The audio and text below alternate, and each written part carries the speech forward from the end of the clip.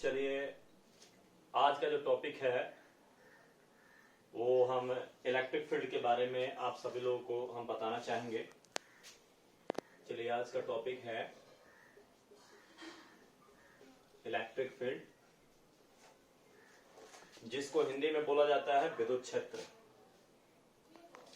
चलिए, विद्युत क्षेत्र क्या है इसके बारे में हम सब जानेंगे। जैसे कोई चार्ज जहां पे रहता है, ये चार्ज प्लस भी हो सकता है या माइनस भी हो सकता है। किसी चार्ज के आसपास का वह क्षेत्र जहां इसका प्रभाव रहता है उसी को इसका विद्युत क्षेत्र कहा जाता है। ये चार्ज प्लस भी हो सकता है या माइनस भी हो सकता है। यानी कुल मिलाकर किसी चार्ज के अगल बगल का एरिया ही इसका क्षेत्र कहलाता है। वो क्षेत्र प्लस वाले चार्ज का भी हो सकता है, माइनस वाले का भी हो सकता है। जैसे हम लोग जहां पे रहते हैं उसके आसपास के एरिया हमारा क्षेत्र कहलाता है, उसी तरह चार्ज जहां पे रहता है उसके आसपास का क्षेत्र चार्ज का क्षेत्र यानी इलेक्ट्रिक फील्ड कहलाता है। जैसे कहीं पे चुंबक रखा हुआ है, चुंबक के आसपास के क्षेत्र जो है चुंबकीय क्षेत्र यानी मैग्नेटिक फील्ड कहलाता है। उसी तरह पृथ्वी के आसपास का क्षेत्र ग्रेविटेशनल फील्ड कहलाता है। ठीक उसी प्रकार से किसी चार्ज के आसपास का क्षेत्र इलेक्ट्रिक फील्ड यानी विद्युत क्षेत्र कहलाता है। और यहां किसी का क्षेत्र है तो उसी में जाने के बाद उसका प्रभाव जरूर ही महसूस होता है। चलिए, हम इसका डिफिनेशन लिख सकते हैं इलेक्ट्रिक फील्ड का। क्या हुआ definition? The region around electric charge where its effect can be experienced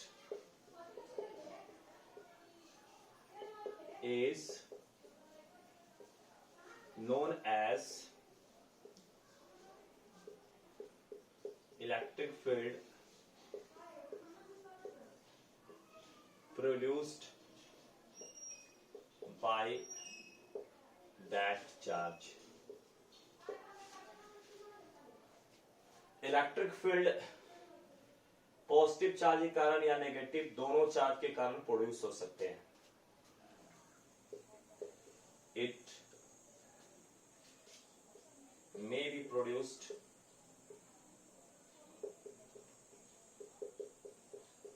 positive और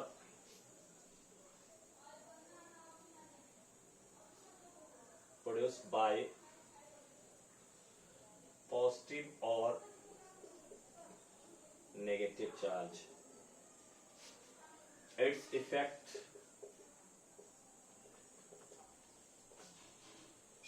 कैन बी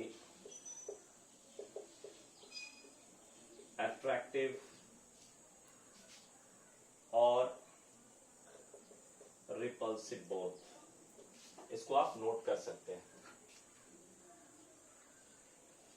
चलिए, आप हमें उम्मीद है आप नोट कर लिया होगा। इसका हिंदी भी आप चाहे लिख सकते हैं। किसी आवेश के आसपास का वह क्षेत्र, किसी आवेश के आसपास का वह क्षेत्र जहां इसके प्रभाव को महसूस किया जा सकता है उसे इसका विद्युत क्षेत्र कहते हैं।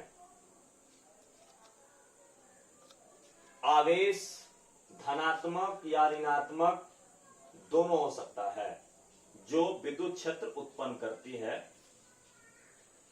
आवेश धनात्मक या ऋणात्मक दोनों हो सकता है। इसका प्रभाव आकर्षक और विकर्षक दोनों हो सकता है। चलिए, इसके आगे आते हैं।